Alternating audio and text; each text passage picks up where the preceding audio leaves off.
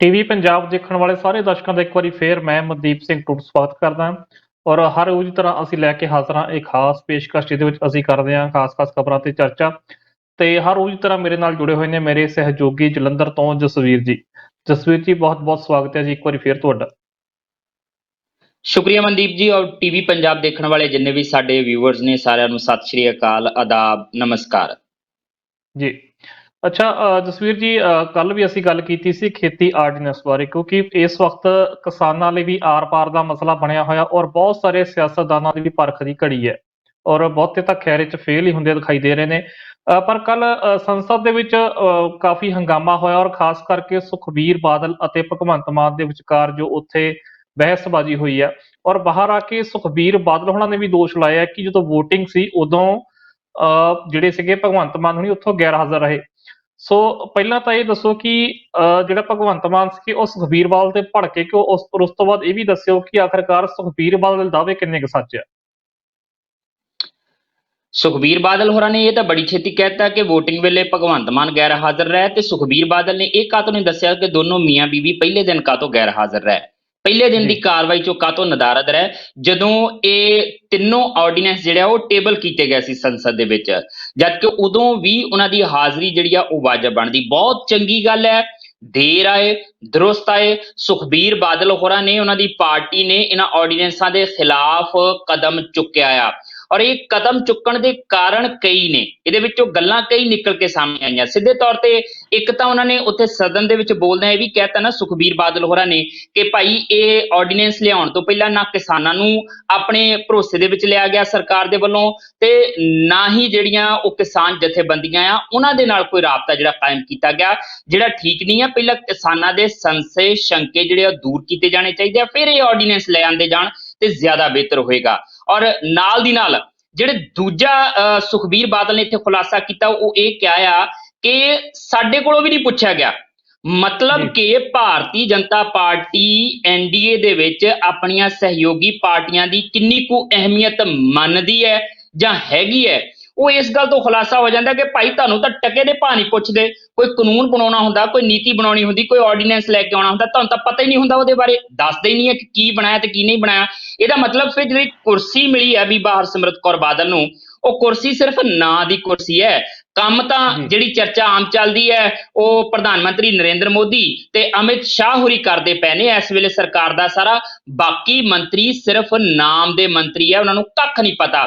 ਜੇ food and civil supply ਮੰਤਰੀ ਹੋਣ ਦੇ ਬਾਵਜੂਦ ਵੀ ਬੀਬਾ ਹਰਸਿਮਰਤ ਕੌਰ ਬਾਦਲ ਨੂੰ ਨਹੀਂ ਪਤਾ ਕਿ ਇਹ ਆਰਡੀਨੈਂਸ ਆ ਰਹੇ ਆ, ਇਹਨਾਂ ਆਰਡੀਨੈਂਸਾਂ ਦੇ ਵਿੱਚ ਆ ਖਾਮੀਆਂ ਹੋ ਸਕਦੀਆਂ ਆ, ਇਹਦੇ ਨਾਲ ਕਿਸਾਨ ਜਿਹੜੇ ਆ ਇਸ ਗੱਲ ਤੋਂ ਖਫਾ ਹੋ ਸਕਦੇ ਆ, ਤੇ ਫਿਰ ਤੁਹਾਡਾ ਮੰਤਰੀ ਹੋਣ ਦਾ ਫਾਇਦਾ ਕੀ ਹੋਇਆ? ਸਿਰਫ ਖਾਨਾ ਪੂਰਤੀ ਹੈ ਤੁਹਾਡੇ ਮੰਤਰੀ ਹੋਣਾ, ਸਿਰਫ ਤੁਸੀਂ ਭੱਤੇ ਲੈਂਦੇ ਹੋ, ਸਿਰਫ ਤੁਸੀਂ ਸੁਵਿਧਾਵਾਂ ਲੈਂਦੇ ਹੋ, ਸਿਰਫ ਅੱਗੇ ਜਿਹੜਾ ਮੰਤਰੀ ਲੱਗਾ ਹੋਇਆ, ਹੋਰ ਕੁਝ ਨਹੀਂ ਹੈ। ਇਹ ਬਹੁਤ ਵੱਡੀ ਗੱਲ ਹੈ। ਤੇ ਜਦੋਂ ਸੁਖਬੀਰ ਬਾਦਲ ਇਹ ਕਹਿੰਦੇ ਆ ਕਿ ਸਾਨੂੰ ਪੁੱਛਿਆ ਨਹੀਂ ਗਿਆ, ਅਸੀਂ ਕਿਸਾਨਾਂ ਦੀ ਪਾਰਟੀ ਆ, ਤੇ ਉਦੋਂ ਸੁਖਬੀਰ ਬਾਦਲ ਦੇ ਅੱਗੇ ਇਹ ਵੀ ਸਵਾਲ ਜਾ ਕੇ ਖੜਾ ਹੋ ਜਾਂਦਾ ਕਿ ਹੁਣ ਤਾਂ ਤੁਸੀਂ ਕਹਿੰਦੇ ਆ ਕਿ ਸਾਡੇ ਕੋਲ ਪੁੱਛਿਆ ਨਹੀਂ ਗਿਆ ਤੇ ਕਿਸਾਨਾਂ ਦੀ ਪਾਰਟੀਆਂ ਸੀ। ਭਾਈ ਜਦੋਂ ਕਦੀ ਖੇਤੀ ਮੰਤਰੀ ਦਾ ਖੱਤ ਲਿਆ ਕੇ, ਚਿੱਠੀ ਲਿਆ ਕੇ ਇਦਾਂ ਪ੍ਰੈਸ ਕਾਨਫਰੰਸਾਂ ਕਰਦੇ ਹੁੰਦੇ ਸੀ, ਆਹ ਦੇਖੋ ਜੀ ਆਹ ਸਮਰਥਨ ਮੁੱਲ ਖਤਮ ਨਹੀਂ ਹੋਏਗਾ, ਏਦਾਂ ਹੋਏਗੀ ਓਦਾਂ ਹੋਏਗੀ, ਉਦੋਂ ਨਹੀਂ ਤੁਹਾਨੂੰ ਪਤਾ ਸੀਗਾ ਕਿ ਤੁਹਾਨੂੰ ਤਾਂ ਪੁੱਛਿਆ ਹੀ ਨਹੀਂ ਗਿਆ ਇਸ ਆਰਡੀਨੈਂਸ ਨੂੰ ਲੈ ਕੇ? ਉਦੋਂ ਨਹੀਂ ਤੁਸੀਂ ਲੋਕਾਂ ਦੇ ਸਾਹਮਣੇ ਗੱਲ ਕਰ ਸਕਦੇ ਕਿ ਭਾਈ ਅਸੀਂ ਸਹਿਮਤ ਨਹੀਂ ਆਏ ਇਸ ਆਰਡੀਨੈਂਸ ਦੇ ਨਾਲ, ਸਾਨੂੰ ਪੁੱਛ ਕੇ ਨਹੀਂ ਬਣਾਇਆ ਗਿਆ ਇਹ ਆਰਡੀਨੈਂਸ, ਇਸ ਕਰਕੇ ਅਸੀਂ ਪੁਰਜ਼ੋਰ ਵਿਰੋਧ ਕਰਦੇ ਹਾਂ। ਹੁਣ ਜਦੋਂ ਚਾਰੇ ਸਿਰੇ ਗੱਲ ਨਹੀਂ ਬਣਦੀ, ਪਤਾ ਲੱਗਾ ਭਾਜਪਾ ਨੇ ਤਾਂ ਆਪਣੀ ਲਕੀਰ ਵੱਡੀ ਕਾਰੀ ਲਈ ਹੈ, ਉਹ ਤਾਂ ਸਾਨੂੰ ਵੱਢਣ ਟੁੱਕਣ ਤੇ ਤੁਰੀ ਹੋਈ ਹੈ, ਤੇ ਦੂਜੇ ਪਾਸੇ ਜਿਹੜੀਆਂ 4 ਵੋਟਾਂ ਕਿਸਾਨਾਂ ਦੀਆਂ, ਕਿਸਾਨ ਹਿਤੈਸ਼ੀ ਹੋਣ ਦੇ ਨਾਤੇ, ਕਿਸਾਨਾਂ ਦੇ ਮਸੀਹਾ ਦੇ ਅਵਾਰਡ ਲੈਣ ਦੇ ਨਾਤੇ ਸਾਨੂੰ ਮਿਲਣੀਆਂ ਸੀਗੀਆਂ, ਉਹ ਵੀ ਆ ਕਿਸਾਨ ਜਥੇਬੰਦੀਆਂ ਦੇ ਰੋਸ ਮੁਜ਼ਾਹਰਿਆਂ ਦੇ ਕਰਕੇ ਖੁੱਸ ਜਾਣੀਆਂ ਨੇ। ਤੇ ਹੁਣ ਜਾ ਕੇ ਸਦਨ ਦੇ ਵਿੱਚ ਜਾ ਕੇ ਕਹਿੰਦੇ ਆ ਕਿ ਅਸੀਂ ਇਹਨਾਂ ਆਰਡੀਨੈਂਸਾਂ ਦੇ ਖਿਲਾਫ ਆ। ਭਗਵੰਤ ਮਾਨ ਦਾਅਵਾ ਕਰਦਾ ਆ ਕਿ ਅਸੀਂ ਵੀ ਇਸ ਆਰਡੀਨੈਂਸ ਦੇ ਖਿਲਾਫ ਆ। ਗੱਲ ਬਹੁਤ ਸਾਰੇ ਨੁਕਤਿਆਂ ਤੇ ਚੱਲੀ, ਸਦਨ ਦੇ ਵਿੱਚ ਵੀ ਬਹਿਸ ਮੁਸਾਬਾ ਹੋਇਆ। ਜਦੋਂ ਇਸ ਆਰਡੀਨੈਂਸ ਨੂੰ ਲੈ ਕੇ ਜਿਹੜਾ ਆ ਉਹ ਸੁਖਬੀਰ ਬਾਦਲ ਨੇ ਵਿਰੋਧ ਜਤਾਇਆ, ਤੇ ਐਨ ਉਸ ਤੋਂ ਬਾਅਦ ਭਗਵੰਤ ਮਾਨ ਨੇ ਕਹਿਤਾ ਕਿ ਭਾਈ ਆ ਸੁਖਬੀਰ ਬਾਦਲ ਹੋਰੀ ਜਿਹੜੇ ਹੁਣ ਇੱਥੇ ਜਾ ਕੇ ਜਿਹੜਾ ਆ ਇੱਥੇ ਸਦਨ ਚ ਆਣ ਕੇ ਕਹਿੰਦੇ ਅਸੀਂ ਵਿਰੋਧ ਕਰਦੇ ਨਾ ਆਰਡੀਨੈਂਸਾਂ ਦਾ, ਇਹਨਾਂ ਦੀ ਦੋਗਲੀ ਸਿਆਸਤ ਚੱਲਦੀ ਪਈ ਹੈ। ਭਗਵੰਤ ਮਾਨ ਨੇ ਸਿੱਧੇ ਤੌਰ ਤੇ ਕਿਹਾ, ਕਹਿੰਦੇ ਇਦਾਂ ਹੀ CAA ਦੇ ਮਾਮਲੇ ਦੇ ਵਿੱਚ ਹੋਇਆ, ਇੱਥੇ ਆਣ ਕੇ CAA ਦੇ ਹੱਕ ਦੇ ਵਿੱਚ ਵੋਟ ਪਾ ਕੇ ਗਏ ਸਦਨ ਦੇ ਵਿੱਚ, ਤੇ ਜਦੋਂ ਪੰਜਾਬ ਪਹੁੰਚੇ ਉੱਥੇ ਕਹਿੰਦੇ ਅਸੀਂ ਇਹਦਾ ਵਿਰੋਧ ਕਰਦੇ ਹਾਂ, ਤੇ ਆਰਡੀਨੈਂਸਾਂ ਨੂੰ ਲੈ ਕੇ ਇੱਥੇ ਕਹਿੰਦੇ ਅਸੀਂ ਵਿਰੋਧ ਕਰਦੇ ਹਾਂ, ਪੰਜਾਬ ਦੇ ਵਿੱਚ ਇੱਕ ਚਿੱਠੀ ਚੱਕੀ ਫਿਰਦੇ ਆ ਕਿ ਨਹੀਂ ਇਹ ਆਰਡੀਨੈਂਸ ਜਿਹੜੇ ਆ ਉਹ ਚੰਗੇ ਆ, ਮਾੜੇ ਨਹੀਂ ਆ, ਇਹ ਕਿਸਾਨਾਂ ਦੇ ਹੱਕ ਦੇ ਵਿੱਚ ਆ। ਕਹਿੰਦੇ ਦੋਗਲੀ ਨੀਤੀ ਅਪਣਾਉਂਦੇ ਆ ਤੇ ਇਹਨਾਂ ਨੂੰ ਇਹ ਦੋਗਲੀ ਸਿਆਸਤ ਜਿਹੜੀ ਆ ਉਹ ਛੱਡਣੀ ਪੈਗੀ। ਸੋ ਬਹਿਸ ਜੀ। ਮੁਸਾਬਾ ਖਾਸਾ ਹੋਇਆ।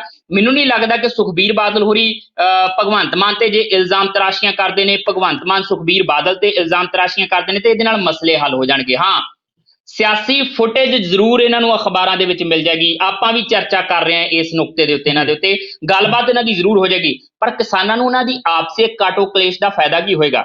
ਕੋਈ ਫਾਇਦਾ ਨਹੀਂ ਹੋਏਗਾ। ਲੋੜ ਤਾਂ ਇਸ ਗੱਲ ਦੀ ਹੈ ਨਾ ਕਿ ਚਾਹੇ ਭਗਵੰਤ ਮਾਨ ਹੈ, ਚਾਹੇ ਸੁਖਬੀਰ ਬਾਦਲ ਹੈ, ਚਾਹੇ ਕਾਂਗਰਸ ਦੇ ਸਾਂਸਦ ਨੇ, ਇੱਕ ਮੰਚ ਤੇ ਖੜੇ ਹੋਣ। ਉੱਥੇ ਹਰਿਆਣਾ ਦੇ ਜਿਹੜੇ ਸਾਂਸਦ ਨੇ ਉਹ ਇੱਕ ਮੰਚ ਤੇ ਆਣ ਕੇ ਇਹਨਾਂ ਦੇ ਨਾਲ ਖੜੇ ਹੋਣ, ਮੱਧ ਪ੍ਰਦੇਸ਼ ਦੇ, ਉੱਤਰ ਪ੍ਰਦੇਸ਼ ਦੇ ਜਿਹੜੇ ਸਾਂਸਦ ਨੇ ਉਹ ਇੱਕ ਮੰਚ ਤੇ ਇਹਨਾਂ ਦੇ ਨਾਲ ਖੜੇ ਹੋਣ। ਜਿੱਥੇ ਜਿੱਥੇ ਖੇਤੀ ਪ੍ਰਭਾਵਿਤ ਹੋ ਰਹੀ ਹੈ ਇਹਨਾਂ ਆਰਡੀਨੈਂਸਾਂ ਦਾ ਕਰਕੇ, ਉੱਥੋਂ ਦੇ ਸਾਂਸਦ ਜੇ ਉਹ ਮੰਨਦੇ ਆ ਕਿ ਅਸੀਂ ਕਿਸਾਨ ਹਿਤੈਸ਼ੀ ਹੈਗੇ ਆ, ਅਸੀਂ ਕਿਸਾਨਾਂ ਦੇ ਪੱਖ ਦੇ ਵਿੱਚ ਆਵਾਜ਼ ਬੁਲੰਦ ਕਰ ਰਹੇ ਹਾਂ, ਜਿੱਦਾਂ ਦੇ ਦਾਅਵੇ ਉਹ ਬਾਹਰ ਆਣ ਕੇ ਕਰਦੇ ਆ, ਤੇ ਕਿਉਂ ਨਹੀਂ ਖੜਦੇ ਭਾਈ? ਕਿਉਂ ਨਹੀਂ ਇਸ ਬਿੱਲ ਦੇ ਮਾਮਲੇ ਦੇ ਵਿੱਚ, ਆਰਡੀਨੈਂਸਾਂ ਦੇ ਮਾਮਲੇ ਦੇ ਵਿੱਚ ਕੇਂਦਰ ਸਰਕਾਰ ਨੂੰ ਦੱਸਦੇ ਕਿ ਭਾਈ ਅਸੀਂ ਇੱਥੇ ਖੜੇ ਆ, ਭਾਵੇਂ ਜਿੰਨਾ ਮਰਜ਼ੀ ਵਖਰੇਵਾਂ ਆ ਸਾਡੀਆਂ ਪਾਰਟੀਆਂ 'ਚ, ਪਰ ਜਦੋਂ ਗੱਲ ਕਿਸਾਨਾਂ ਦੀ ਆਏਗੀ ਤਾਂ ਅਸੀਂ ਇਕਜੁੱਟ ਹੋਏਗਾ। ਕੁਝ ਨਹੀਂ ਹੁੰਦਾ। ਆਪੋ ਆਪਣੀ ਸਿਆਸਤ ਚਮਕਾਉਣ ਦੇ ਵਿੱਚ ਅਜੇ ਵੀ ਲੱਗੇ ਹੋਏ ਆ ਤੇ ਇਹਨਾਂ ਨੇ ਸਿਆਸਤ ਚਮਕਾਉਂਦੇ ਰਹਿ ਜਾਣਾ ਆ।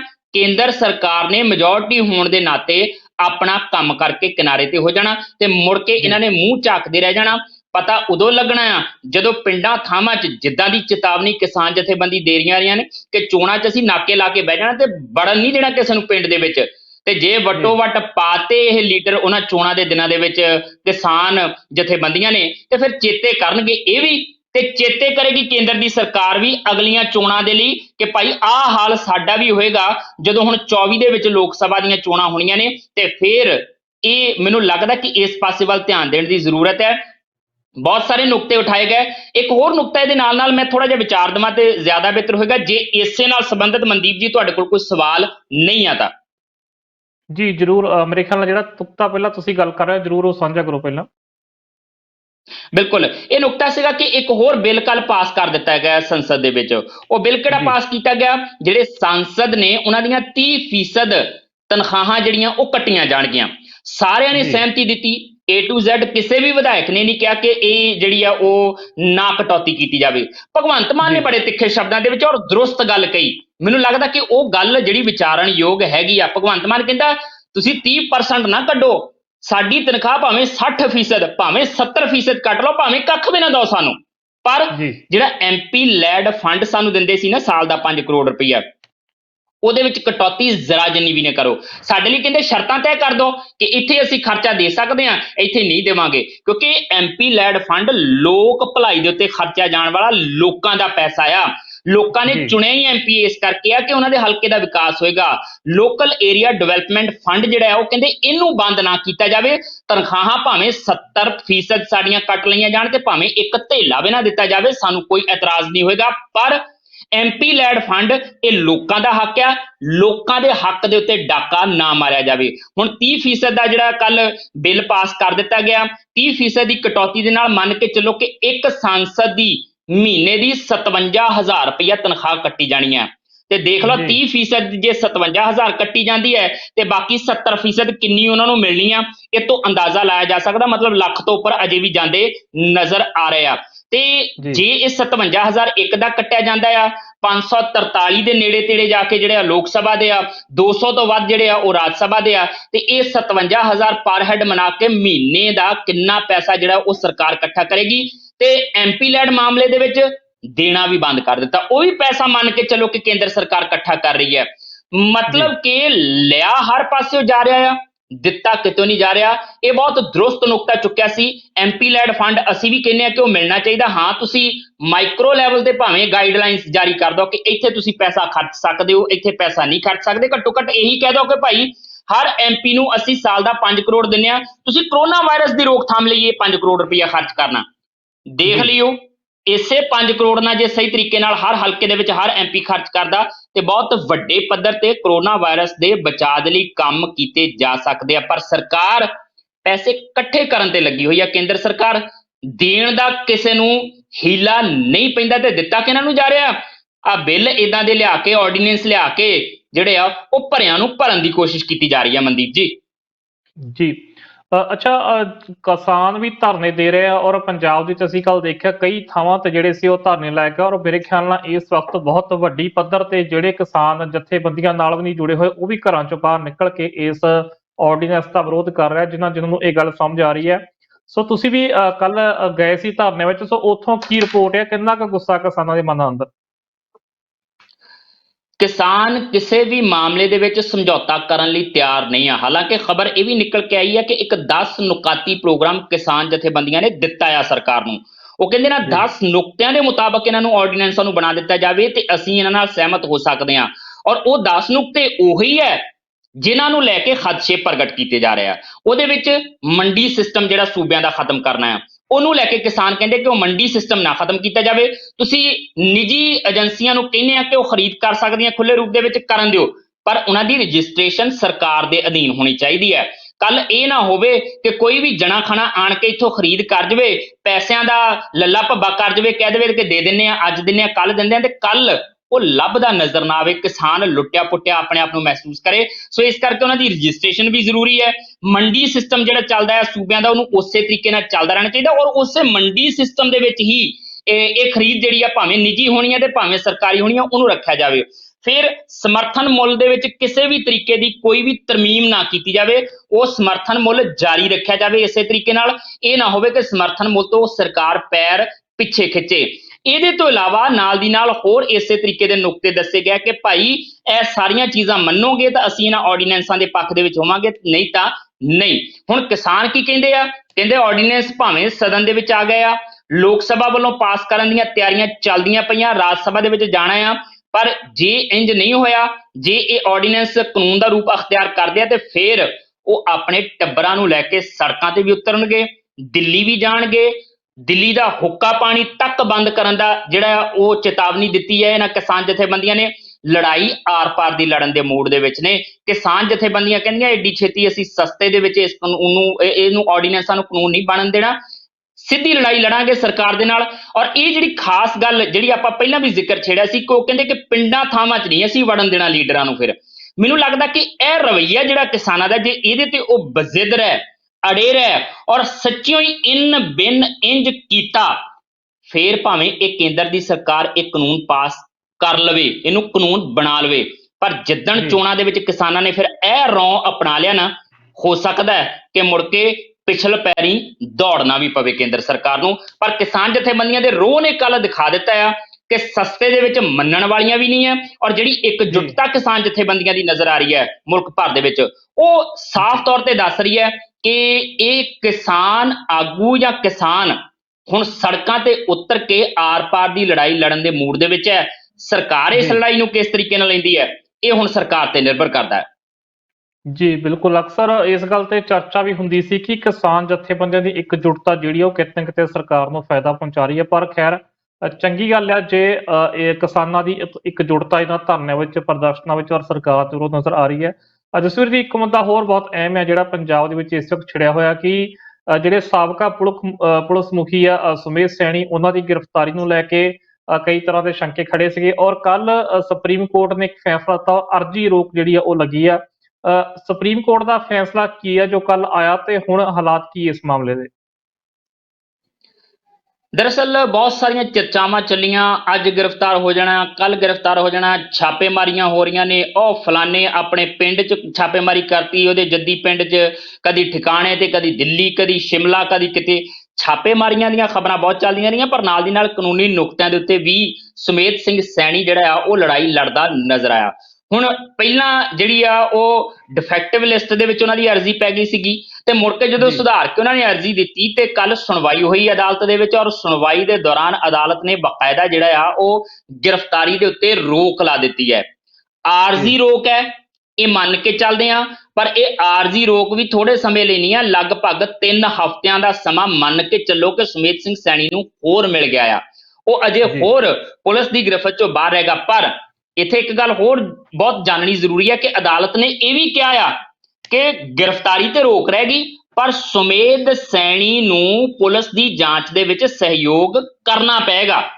ਹੁਣ ਕਰਦੇ ਆ ਨਹੀਂ ਕਰਦੇ ਆ, ਪੁਲਿਸ ਪੁੱਛਗਿੱਛ ਕਰਨ ਦੇ ਲਈ ਉਹਨਾਂ ਤੱਕ ਪਹੁੰਚ ਕਰਦੀ ਹੈ ਜਾਂ ਨਹੀਂ ਕਰਦੀ, ਜਾਂ ਸੁਮੇਧ ਸਿੰਘ ਸੈਣੀ ਇਸ ਜਾਂਚ ਦੇ ਵਿੱਚ ਪੁਲਿਸ ਤੱਕ ਅਪਰੋਚ ਕਰਦੇ ਆ ਜਾਂ ਨਹੀਂ ਕਰਦੇ, ਇਹ ਗੱਲਾਂ ਬਾਅਦ ਦੀਆਂ। ਪਰ ਅਦਾਲਤ ਨੇ ਕਹਿਤਾ ਕਿ ਸਹਿਯੋਗ ਕਰਨਾ ਪਏਗਾ ਜਾਂਚ ਦੇ ਵਿੱਚ, ਤਾਂ ਕਰਕੇ ਜੀ ਇਹਦੇ ਉੱਤੇ ਜਿਹੜੀ ਉਹ ਰੋਕ ਲੱਗੀ ਆ। ਹੁਣ ਸਰਕਾਰ ਨੂੰ ਕਿਹਾ ਗਿਆ ਕਿ ਉਹ ਆਪਣਾ ਪੱਖ ਰੱਖਣ ਅਦਾਲਤ ਦੇ ਵਿੱਚ।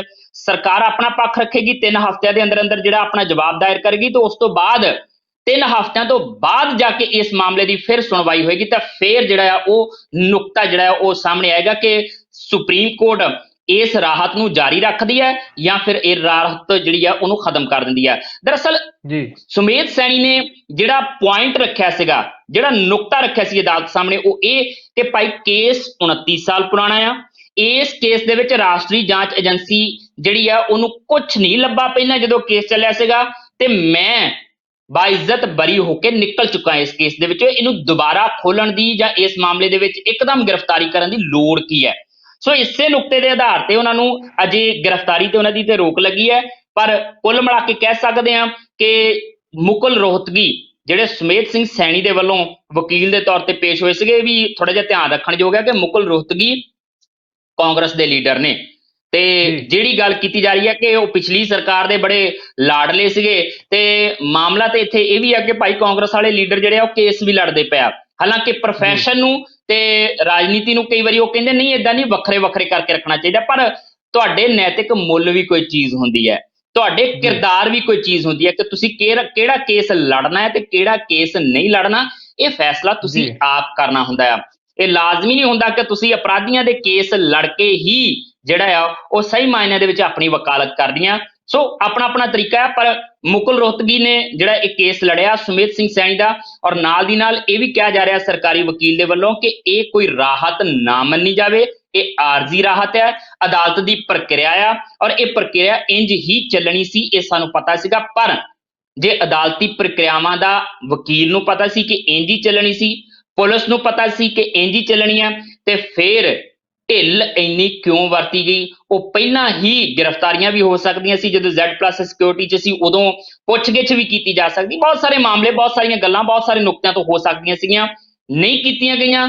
ਵਕਤ ਤਾਂ ਦਿੱਤਾ ਗਿਆ ਆ, ਜਾਣ ਬੁੱਝ ਕੇ ਦਿੱਤਾ ਗਿਆ, ਜਾਂ ਫਿਰ ਸੈਣੀ ਨੇ ਆਪ ਲੈ ਲਿਆ, ਇਹ ਗੱਲ ਵੱਖਰੀ ਹੈ। ਪਰ ਘੱਟੋ ਘੱਟ ਇਹ ਕਿਹਾ ਜਾ ਸਕਦਾ ਕਿ ਸੁਮੇਧ ਸਿੰਘ ਸੈਣੀ ਨੂੰ ਇਹ ਜਿਹੜੀ ਆਰਜ਼ੀ ਰਾਹਤ ਮਿਲੀ ਹੈ, ਇਸ ਆਰਜ਼ੀ ਰਾਹਤ ਦਾ ਕਰਕੇ ਨਾ ਸਿਰਫ ਸਿਆਸੀ ਧਿਰਾਂ ਦੇ ਉੱਤੇ ਉਂਗਲ ਉੱਠ ਰਹੀ ਹੈ, ਬਲਕਿ ਨਾਲ ਦੀ ਨਾਲ ਪੁਲਸੀਆ ਤੰਤਰ ਦੇ ਉੱਤੇ ਵੀ ਕਈ ਸਵਾਲ ਉੱਠਦੇ ਨੇ ਕਿ ਕੀ ਇਹ ਰਾਹਤ ਮਿਲਣ ਤੱਕ ਦਾ ਸਮਾਂ ਦਿੱਤਾ ਜਾਣਾ ਜਾਣਬੁੱਝ ਕੇ ਸੀ, ਜਾਂ ਸੱਚਿਓ ਹੀ ਸੁਮੇਧ ਸਿੰਘ ਸੈਣੀ ਏਦਾਂ ਹੀ ਛੁਪਨ ਹੋ ਗਿਆ ਸੀਗਾ, ਐਡਾ ਹੀ ਦੇਵਤਾ ਬਣ ਗਿਆ ਹੋ ਕੇ ਅਲੋਪ ਹੋ ਜਾਂਦਾ ਸੀਗਾ ਜਦੋਂ ਪੁਲਿਸ ਵਾਲੇ ਜਾਂਦੇ ਸੀਗੇ, ਉਹ ਸਾਰਾ ਕੁਝ ਹੋਇਆ ਆ। ਇਹ ਸਾਰੀਆਂ ਚੀਜ਼ਾਂ ਜਿਹੜੀਆਂ ਕਈ ਤਰੀਕੇ ਦੇ ਸਵਾਲ ਖੜੇ ਕਰਦੀਆਂ, ਇੱਥੋਂ ਤੱਕ ਕਿ ਬਹੁਤ ਸਾਰੇ ਲੀਡਰ, ਸਿਮਰਜੀਤ ਸਿੰਘ ਬੈਂਸ ਨੇ ਤਾਂ ਇੱਥੋਂ ਤੱਕ ਕਹਿਤਾ, ਕਹਿੰਦੇ ਫਰਾਰ ਕਰਾਉਣ ਦੇ ਵਿੱਚ Z+ ਸਿਕਿਉਰਿਟੀ ਚੋਂ ਤੇ ਉਹਦਾ ਬਚਾਅ ਕਰਨ ਦੇ ਵਿੱਚ ਸਰਕਾਰਾਂ ਜ਼ਿੰਮੇਵਾਰ ਨੇ, ਪੁਲਿਸ ਤੰਤਰ ਆਪ ਜ਼ਿੰਮੇਵਾਰ ਹੈ। ਇੱਥੋਂ ਤੱਕ ਦੇ ਇਲਜ਼ਾਮ ਹੁਣ ਲੱਗਣੇ ਜਿਹੜੇ ਆ ਸ਼ੁਰੂ ਹੋ ਗਏ। ਫਿਲਹਾਲ ਦੇਖਦੇ ਹਾਂ ਕਿ ਇਹ ਜਿਹੜੀ ਆ ਬਿੱਲੀ ਦੀ ਮਾਂ ਕਦ ਤੱਕ ਖੈਰ ਮਨਾਉਂਦੀ ਆ। ਅਦਾਲਤੀ ਪ੍ਰਕਿਰਿਆ ਸ਼ੁਰੂ ਹੋ ਗਈ ਹੈ, ਹੁਣ 3 ਹਫ਼ਤੇ ਬਾਅਦ ਇਸ ਮਾਮਲੇ ਦਾ ਕੀ ਨਿਪਟਾਰਾ ਹੁੰਦਾ ਹੈ ਇਹ ਦੇਖਣਾ ਪਏਗਾ। ਹੁਣ ਪੁਲਿਸ ਦੇ ਛਾਪੇਮਾਰੀਆਂ ਦੀ ਗੱਲ ਜੇ ਥੋੜੀ ਜਿਹੀ ਕਰ ਲਈਏ ਜੀ, ਆਪਾਂ ਇੱਕ ਛੋਟਾ ਜਿਹਾ ਨੁਕਤਾ ਮੈਂ ਰੱਖਣਾ ਚਾਹੁੰਦਾ ਜੀ। ਛਾਪੇਮਾਰੀਆਂ ਦੀ ਗੱਲ ਕਰ ਲਈਏ, ਟਾਂਡੇ ਦੇ ਲਾਗੇ ਜਿਹੜਾ ਜੱਦੀ ਪਿੰਡ ਆ ਸੁਮੇਧ ਸਿੰਘ ਸੈਣੀ ਦਾ, ਕਹਿੰਦੇ ਜੀ ਉੱਥੇ ਘਰ ਤੇ ਛਾਪੇਮਾਰੀ ਕੀਤੀ ਜਾ ਰਹੀ ਆ। ਉਹ ਘਰ ਦਾ ਖੰਡਰ ਬਣਿਆ ਪਿਆ ਆ। ਆਪਾਂ ਟੀਵੀ ਪੰਜਾਬ ਦੇ ਜ਼ਰੀਏ ਉਹ ਘਰ ਦਿਖਾਇਆ ਹੋਇਆ ਆ। ਸਾਡੇ ਸਾਥੀ ਜਿਹੜੇ ਆ ਮਨਪ੍ਰੀਤ ਕਾਲੂ ਉੱਥੇ ਬਕਾਇਦਾ ਉਸ ਘਰ ਦੇ ਅੱਗੇ ਜਾ ਕੇ ਰਿਪੋਰਟਿੰਗ ਕਰਕੇ ਖੰਡਰ ਘਰ 'ਚ ਉੱਥੇ ਸੁਮੇਧ ਸਿੰਘ ਸੈਣੀ ਨੇ ਕੀ ਕਰਨਾ ਸੀ? Z+ ਸਿਕਿਉਰਿਟੀ ਛੱਡ ਕੇ ਜਿਹਨੂੰ ਵੱਡੇ ਵੱਡੇ ਬੰਗਲਿਆਂ ਦੇ ਵਿੱਚ ਬਿਠਾਉਣ ਦੇ ਪ੍ਰਬੰਧ ਕੀਤੇ ਗਏ ਹੋਣ, ਕਿਉਂਕਿ ਇਹ ਤਾਂ ਹੋ ਨਹੀਂ ਸਕਦਾ ਕਿ ਕਿਤੇ ਉਦਾਂ ਹੀ ਬੈਠਾ ਹੋਵੇ ਕਿਸੇ ਝੁੱਗੀ ਝੋਪੜੀ 'ਚ ਜਾ ਕੇ, ਕਿਤੇ ਨਾ ਕਿਤੇ ਚੰਗੀ ਠਾਰ ਵਾਲੀ ਜਗ੍ਹਾ ਤੇ ਬੈਠਾ ਹੋਊਗਾ, ਤਾਈਓ ਹੱਥ ਨਹੀਂ ਪੈਂਦੇ। ਸੋ ਇਹ ਹਾਲ ਹੈ ਸਾਡੀ ਪੁਲਿਸ ਦਾ। ਕਹਿੰਦੇ ਛਾਪੇਮਾਰੀ ਕੀਤੀ ਜਾ ਰਹੀ, ਖੰਡਰਾਂ 'ਚ ਛਾਪੇਮਾਰੀ ਕੀਤੀ ਜਾ ਰਹੀ ਹੈ। ਉਹਦਾ ਘਰ ਤਾਂ ਖੰਡਰ ਬਣਿਆ ਹੋਇਆ। ਇਹ ਸਾਫ਼ ਤੌਰ ਤੇ ਦੱਸਦਾ ਹੈ ਕਿ ਖਾਨਾ ਪੂਰਤੀਆਂ ਜ਼ਿਆਦਾ ਹੋ ਰਹੀਆਂ ਨੇ ਜੀ। ਇਹ ਤਾਂ ਜਿਹੜੀ ਸੀ ਮੁਲਤਾਨੀ ਕੇਸ ਦੀ ਗੱਲ ਹੋ ਗਈ ਜਸਵੀਰ ਜੀ। ਮੈਂ ਇੱਥੇ ਇੱਕ ਹੋਰ ਨੁਕਤਾ ਤੁਹਾਡੇ ਤੋਂ ਸਾਂਝਾ ਕਰਨਾ ਚਾਹੁੰਦਾ, ਜਾਂ ਸਵਾਲ ਹੈ ਮੇਰਾ ਕਿ ਜਿਹੜੇ ਦੂਜੇ ਕੇਸ ਆ ਦੋ ਜਿਹੜੇ ਇਸ ਵਕਤ ਬਹੁਤ ਚਰਚਾ ਵਿੱਚ ਆਇਆ, ਜਿਹਦੇ ਵਿੱਚ ਇੱਕ ਬਹਿਬਲ ਕਲਾਂ ਗੋਲੀਕਾਂਡ ਦਾ ਕੇਸ ਹੈ ਜਿਸ 'ਚ ਕੁੰਵਰ ਵਿਜੇ ਪ੍ਰਤਾਪ ਹੁਣ ਜਿਹੜਾ ਇਹਨਾਂ ਨੂੰ ਘੇਰਾ ਪਾ ਰਿਹਾ ਸੈਣੀ ਹੁਣਾਂ ਨੂੰ, ਤੇ ਦੂਜੇ ਪਾਸੇ ਇੱਕ ਜਿਹੜਾ ਲੁਧਿਆਣੇ ਦਾ ਕੇਸ ਹੈ ਜਿਹੜਾ ਅਗਵਾ ਕਰਕੇ ਉਹ ਵੀ ਲਗਭਗ ਕਤਲ ਦਾ ਕੇਸ ਆ। ਤੇ ਉਸ ਮਾਮਲਿਆਂ ਵਿੱਚ ਵੀ ਕਿਉਂਕਿ ਹੁਣ ਦੁਬਾਰਾ ਕਾਰਵਾਈ ਸ਼ੁਰੂ ਹੋ ਗਈ ਆ, ਔਰ ਕੀ ਇਹਨਾਂ ਜਦੋਂ ਸੈਣੀ ਹਾਜ਼ਰ ਹੁੰਦੇ ਆ ਕੇਸਾਂ ਵਿੱਚ ਆਪਣਾ ਸਹਿਯੋਗ ਦੇਣ ਲਈ, ਕੀ ਉਸ ਵਕਤ ਉਹਨਾਂ ਦੀ ਗ੍ਰਿਫਤਾਰੀ ਦੂਜੇ ਪਾਸੇ ਹੋ ਸਕਦੀ ਆ, ਜਿਹੜੀ ਸਿੱਟ ਬਹਿਬਲ ਕਲਾਂ ਦੀ ਜਾਂਚ ਕਰ ਰਹੀ ਆ ਜਾਂ ਹੋਰ ਪਾਸੇ ਦੀ ਜਾਂਚ ਹੋ ਰਹੀ ਹੈ? ਹੋਣ ਨੂੰ ਤਾਂ ਬਹੁਤ ਕੁਝ ਹੋ ਸਕਦਾ ਮਨਦੀਪ ਜੀ। ਹੁਣ ਉਹ ਜਿਹੜੀ ਜੀ ਲੁਧਿਆਣੇ ਦੇ ਕੇਸ ਦੀ ਤੁਸੀਂ ਗੱਲ ਕੀਤੀ ਹੈ, ਇੱਕ ਵਾਰ ਫਿਰ ਸੁਰਖੀਆਂ ਦੇ ਵਿੱਚ ਆ ਗਿਆ। 26 ਸਾਲ ਪੁਰਾਣਾ ਉਹ ਵੀ ਕੇਸ ਆ। ਉਹ ਵੀ 3 ਜੀ ਲੋਕਾਂ ਨੂੰ ਅਗਵਾ ਕਰਨ ਦਾ ਹੈ ਤੇ ਅਗਵਾ ਕਰਨ ਤੋਂ ਬਾਅਦ ਪਤਾ ਨਹੀਂ ਖੁਰਦ-ਬੁਰਦ ਕੀਤੇ ਜਾਣ ਦਾ ਮਾਮਲਾ। ਉਹ ਵੀ ਜਿਹੜਾ ਸਿੱਧੇ ਤੌਰ ਤੇ ਕਹਿ ਸਕਦੇ ਹਾਂ ਕਿ ਸੁਮੇਧ ਸਿੰਘ ਸੈਣੇ ਦੀ ਗਲੇ ਦੀ ਹੱਡੀ ਬਣਿਆ ਹੋਇਆ ਕੇਸ। ਇਹਦੇ ਵਿੱਚ ਜੀ ਸਭ ਤੋਂ ਵੱਡਾ ਮਸਲਾ ਜਿਹੜਾ ਬਹਿਬਲ ਕਲਾਂ ਗੋਲੀ ਕਾਂਡ ਆ, ਜਿਹਦੇ ਵਿੱਚ ਪ੍ਰਦੀਪ ਜਿਹੜਾ ਆ ਇੰਸਪੈਕਟਰ ਸਰਕਾਰੀ ਗਵਾਹ ਬਣ ਗਿਆ, ਔਰ ਅੱਜ ਦੀ ਖਬਰ ਇਹ ਵੀ ਹੈ ਕਿ ਉਹਦਾ ਸਰਕਾਰੀ ਗਵਾਹ ਹੋਣਾ ਮੰਨ ਵੀ ਲਿਆ ਗਿਆ ਆ। ਉਹ ਤੈਅ ਵੀ ਜੀ ਹੋ ਗਿਆ ਕਿ ਉਹ ਸਰਕਾਰੀ ਗਵਾਹ ਹੁਣ ਹੋਏਗਾ, ਔਰ ਉਹਦੀ ਜਿਹੜੀ ਇਨਕਸ਼ਾਫ ਹੈ, ਜਿਹੜਾ ਹਲਫੀਆ ਬਿਆਨ ਆ ਜੋ ਉਹਨੇ ਕਬੂਲ ਕੀਤਾ, ਉਸ ਕਬੂਲਨਾਮੇ ਦੇ ਵਿੱਚ ਉਹਨੇ ਪਰਮਰਾਜ ਸਿੰਘ ਉਬਰਾ ਨੰਗਲ ਤੇ ਸੁਮੇਧ ਸਿੰਘ ਸੈਣੀ ਦਾ ਨਾਮ ਸਿੱਧੇ ਤੌਰ ਤੇ ਲਿਆਇਆ। ਉਹ ਕਹਿੰਦੇ ਗੋਲੀ ਚਲਾਉਣ ਦਾ ਹੁਕਮ ਦੇਣ ਵਾਲਿਆਂ ਚੋਂ ਜਾਂ ਉਹ ਸਾਜ਼ਿਸ਼ ਰਚਣ ਵਾਲਿਆਂ ਦੇ ਵਿੱਚੋਂ ਜਾਂ ਉਹਨਾਂ ਸਿੱਖਾਂ ਨੂੰ ਦੋ ਨੂੰ ਮਾਰਨ ਵਾਲਿਆਂ ਦੇ ਵਿੱਚ ਇਹਨਾਂ ਦੋਨਾਂ ਦਾ ਹੱਥ ਹੈ, ਇਹਨਾਂ ਨੇ ਸਾਰਾ ਕੁਝ ਕੀਤਾ ਹੈ। ਤੇ ਉਸ ਮਾਮਲੇ ਦੇ ਵਿੱਚ ਹੋਣ ਨੂੰ ਤਾਂ ਬਹੁਤ ਕੁਝ ਹੋ ਸਕਦਾ ਹੈ। ਗ੍ਰਿਫਤਾਰੀਆਂ ਜੀ ਇਹਨਾਂ ਮਾਮਲਿਆਂ ਦੇ ਵਿੱਚ ਹੋ ਸਕਦੀਆਂ ਨੇ, ਪਰ ਜੀ ਹੁਣ ਇਹਨਾਂ ਮਾਮਲਿਆਂ ਦੇ ਵਿੱਚ ਵੀ ਸੁਮੇਧ ਸਿੰਘ ਸੈਣੀ ਨੂੰ ਜਿਹੜੀ ਆ ਉਹ ਅਦਾਲਤੀ ਚੱਕਰ ਲਾਉਣ ਲਈ, ਉਹ ਦਾਅਪੇਚ ਖੇਡਣ ਦੇ ਲਈ ਮੌਕੇ ਦਿੱਤੇ ਜਾਣੇ ਆ। ਇਹ ਨਿਰਭਰ ਜੀ ਕਰਦਾ ਹੈ ਸਿੱਟ ਦੇ ਉੱਤੇ, ਇਹ ਨਿਰਭਰ ਕਰਦਾ ਹੈ ਪੰਜਾਬ ਪੁਲਿਸ ਦੇ ਉੱਤੇ, ਪੰਜਾਬ ਸਰਕਾਰ ਦੇ ਉੱਤੇ। ਕਿਉਂਕਿ ਜੀ ਪਹਿਲਾਂ ਜਿਹੜਾ 29 ਸਾਲ ਪੁਰਾਣਾ ਮਾਮਲਾ ਹੈ ਮੁਲਤਾਨੀ ਹੋਰਾਂ ਵਾਲਾ, ਉਹਦੇ ਵਿੱਚ ਵੀ ਜੀ ਤਾਂ ਮੌਕਾ ਦਿੱਤਾ ਹੀ ਗਿਆ ਹੈ ਨਾ। ਮੌਕਾ ਜੀ ਲਿਆ ਜੀ ਥੋੜ੍ਹੀਆਂ ਉਹਨੇ, ਮੌਕਾ ਪਹਿਲਾਂ ਜੀ ਦਿੱਤਾ ਗਿਆ। ਮੌਕਾ ਦਿੱਤੇ ਜਾਣ ਤੋਂ ਬਾਅਦ ਉਹਨੇ ਫਿਰ ਕਾਨੂੰਨੀ ਦਾਅਪੇਚ ਖੇਡਣੇ ਸ਼ੁਰੂ ਕੀਤੇ, ਤੇ ਫਿਰ ਜਦੋਂ ਲੱਗਾ ਸਰਕਾਰ ਨੂੰ ਕਿ ਆਹ ਤਾਂ ਭਾਈ ਬਦਨਾਮੀ ਹੁੰਦੀ ਹੈ, ਤੇ ਫਿਰ ਆਪਣੇ ਵੱਲੋਂ ਪਟੀਸ਼ਨਾਂ ਦੇਣੀਆਂ ਸ਼ੁਰੂ ਕਰਤੀਆਂ ਅਦਾਲਤਾਂ ਦੇ ਵਿੱਚ। ਹੁਣ ਇਹਨਾਂ ਮਾਮਲਿਆਂ ਦੇ ਵਿੱਚ ਵੀ ਦੇਖਣਾ ਹੋਏਗਾ ਕਿ ਕੀ ਇਦਾਂ ਹੀ ਜਿਹੜਾ ਆ ਮੌਕਾ ਦਿੱਤਾ ਜਾਂਦਾ ਹੈ ਸੁਮੇਧ ਸਿੰਘ ਸੈਣੀ ਨੂੰ ਬਚਣ ਦਾ, ਜਾਂ ਇੱਥੇ ਥੋੜੀ ਜਿਹੀ ਅਗਾਊਂ ਤਿਆਰੀ ਕਰਕੇ ਪੰਜਾਬ ਸਰਕਾਰ, ਸਿੱਟ, ਪੰਜਾਬ ਪੁਲਿਸ ਜਿਹੜਾ ਆ ਇਸ ਮਾਮਲੇ ਦੇ ਵਿੱਚ ਸੁਮੇਧ ਸਿੰਘ ਸੈਣੀ ਦੇ ਦੁਆਲੇ ਘੇਰਾ ਘੱਤਦੀ ਹੈ, ਜਾਂ ਫਿਰ ਜਿੱਦਾਂ ਪਹਿਲਾਂ ਉਹ ਦੌੜ ਭੱਜ ਕਰਦਾ ਰਿਹਾ, ਪਹਿਲਾਂ ਕੋਸ਼ਿਸ਼ਾਂ ਕਰਦਾ ਰਿਹਾ, ਉੱਦਾਂ ਇਹਨਾਂ ਮਾਮਲਿਆਂ ਦੇ ਵਿੱਚ ਹੋਏਗੀ। ਪਰ ਫਿਲਹਾਲ ਜਿਹੜਾ ਆ ਸਿੱਧੇ ਤੌਰ ਤੇ ਕਹਿ ਲਈਏ ਕਿ ਕੇਸ ਮੁੱਖ ਰੂਪ ਦੇ ਵਿੱਚ ਲੱਗ ਰਿਹਾ ਹੈ ਕਿ ਸਰਕਾਰ ਵੀ ਤੇ ਸਿੱਟ ਵੀ, ਪੁਲਿਸ ਵੀ ਜਿਹੜਾ ਆ ਉਹ ਅਜੇ ਬਲਵੰਤ ਸਿੰਘ ਮੁਲਤਾਨੀ ਵਾਲੇ ਕੇਸ ਦੀ ਪੈਰਵਾਈ ਦੇ ਵੱਲ ਜ਼ਿਆਦਾ ਧਿਆਨ ਦਿੱਤਾ ਜਾ ਰਿਹਾ। ਅਜੇ ਬਹਿਬਲ ਕਲਾਂ ਗੋਲੀ ਕਾਂਡ ਦੇ ਮਾਮਲੇ ਵਿੱਚ ਕੁੰਵਰ ਵਿਜੇ ਪ੍ਰਤਾਪ ਤੇ ਉਹਨਾਂ ਦੀ ਟੀਮ ਜਿਹੜੀ ਹੈ, ਉਹਨਾਂ ਦੇ ਵੱਲੋਂ ਹੁਣ ਅਗਲਾ ਕਦਮ ਕਿਹੋ ਜਿਹਾ ਹੁੰਦਾ, ਕਿਸ ਤਰੀਕੇ ਨਾਲ ਕੰਮ ਕੀਤਾ ਜਾਂਦਾ ਹੈ, ਇਹਦੇ ਤੇ ਨਿਰਭਰ ਕਰਦਾ ਹੈ ਕਿ ਉਹ ਦੋਨੋਂ ਹੀ ਕੇਸ ਪੈਰਲਲ ਚੱਲਣਗੇ। ਕਿਉਂਕਿ ਤੀਜਾ ਕੇਸ ਜਿਹੜਾ 26 ਸਾਲ ਪੁਰਾਣਾ ਆ, 3 ਲੋਕਾਂ ਦੇ ਅਗਵਾ ਦਾ ਲੁਧਿਆਣੇ ਦਾ, ਉਹਦੇ ਵਿੱਚ ਵੀ ਅਦਾਲਤ ਨੇ ਨੋਟਿਸ ਭੇਜਿਆ ਹੋਇਆ ਸੁਮੇਧ ਸਿੰਘ ਸੈਣੀ ਨੂੰ। ਉਸ ਨੋਟਿਸ ਦਾ ਜਵਾਬ ਮੰਗਿਆ ਗਿਆ ਆ ਸੁਮੇਧ ਸਿੰਘ ਸੈਣੀ ਤੋਂ। ਹੁਣ ਉਹਦਾ ਜਵਾਬ ਉਹ ਅਦਾਲਤੀ ਪ੍ਰਕਿਰਿਆ ਦੇ ਰਾਹੀਂ ਚੱਲੇਗਾ। ਪਰ ਇੱਧਰ ਬਹਿਬਲ ਕਲਾਂ ਗੋਲੀ ਕਾਂਡ ਮਾਮਲੇ ਦੇ ਵਿੱਚ ਸਿੱਟ ਨੇ ਕਿਸ ਤਰੀਕੇ ਨਾਲ ਕਾਰਵਾਈ ਅੱਗੇ ਵਧਾਉਣੀ ਹੈ, ਇਹ ਸਿੱਟ ਦੇ ਉੱਤੇ ਨਿਰਭਰ ਕਰੇਗਾ। ਸਿੱਟ ਦੇ ਉੱਤੇ ਨਿਰਭਰ ਕਰਨ ਦੇ ਨਾਲ ਨਾਲ ਸਰਕਾਰ ਤੇ ਨਿਰਭਰ ਕਰੇਗਾ ਕਿ ਸਿੱਟ ਨੂੰ ਸਰਕਾਰ ਇੰਨੀ ਇਜਾਜ਼ਤ ਦਿੰਦੀ ਹੈ ਕਿ ਭਾਈ ਆਹ ਕੰਮ ਤੁਸੀਂ ਇਸ ਤਰੀਕੇ ਨਾਲ ਕਰ ਲਓ। ਕਿਉਂਕਿ ਇਹ ਜਿਹੜੀਆਂ ਸਿੱਟ ਬਣਦੀਆਂ ਨੇ, ਸਰਕਾਰਾਂ ਦੇ ਪ੍ਰਭਾਵ ਤੋਂ ਬਿਨਾਂ ਤਾਂ ਕੰਮ ਜ਼ਰਾ ਜਿੰਨਾ ਵੀ ਕਰਦੀਆਂ ਨਜ਼ਰ ਨਹੀਂ ਆਉਂਦੀਆਂ। ਇਹੀ ਕਾਰਨ ਆ ਕਿ ਜਿਹੜੇ ਬਹੁਤ ਸਾਰੇ ਮਾਮਲੇ ਆ ਪਹਿਲਾਂ ਦੱਬ ਲੈ ਜਾਂਦੇ, ਜਦੋਂ ਚੋਣਾਂ ਆਉਂਦੀਆਂ ਤੇ ਫਿਰ ਉਹਨਾਂ ਮਾਮਲਿਆਂ ਨੂੰ ਦੁਬਾਰਾ ਸੇਕ ਦੇ ਕੇ ਗਰਮ ਕੀਤਾ ਜਾਂਦਾ ਹੈ ਤਾਂ ਕਿ ਚੋਣਾਂ ਦੇ ਵਿੱਚ ਉਹਨਾਂ ਦਾ ਲਾਹਾ ਲਿਆ ਜਾ ਸਕੇ।